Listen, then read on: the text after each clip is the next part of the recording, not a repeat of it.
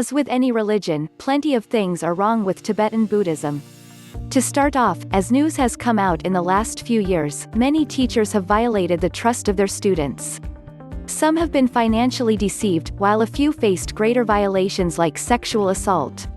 There has been a call to reform Buddhism, especially Vajrayana, where the teacher-student relationship is extremely deep and susceptible to exploitation.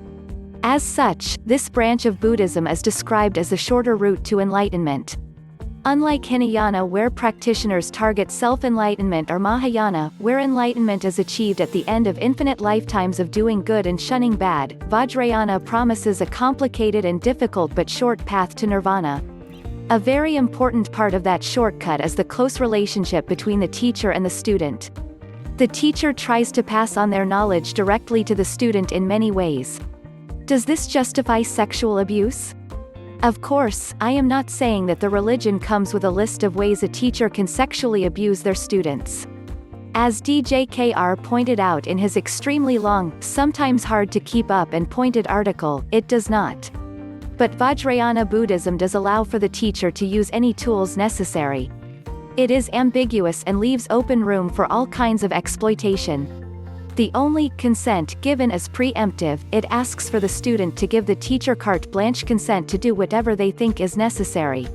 DJKR's point that the students know what they are getting into is just as weak. His argument that this religion has gone on 2,500 years and liberal values of the 21st century should not modify it.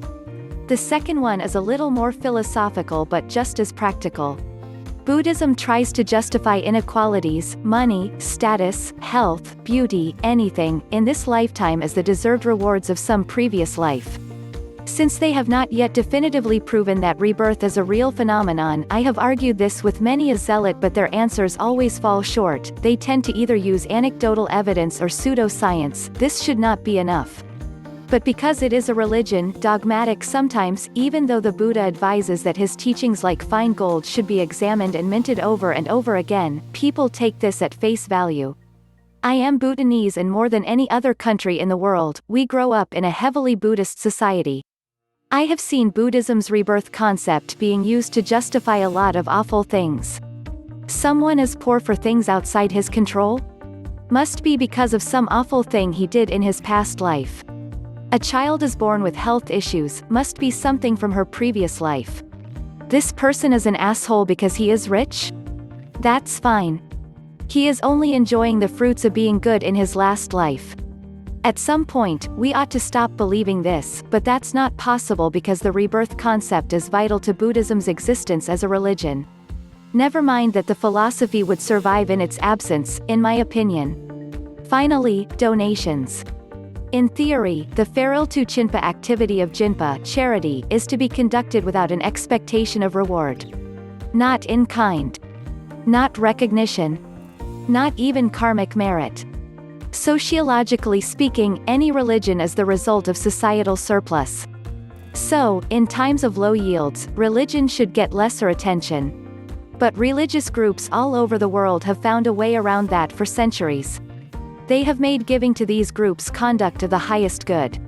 Buddhism does that and goes a little farther by distinguishing charity into rab, ding, dharma, best, medium, and acceptable. It has resulted in a system whereby a person's value in society is measured by his contribution to his religion. This is not a weighted measure that takes into account overall wealth, like when Cain says that his grass and seeds should be valued the same as Abel's sheep. So, the richer you are, the higher status you have in society. Moreover, you are almost buying spiritual merits for future lifetimes by giving temples money. These are the three issues I currently have with Tibetan Buddhism. I don't agree with many more things, like gender equality, but most of them are being worked upon or are more cultural than religious.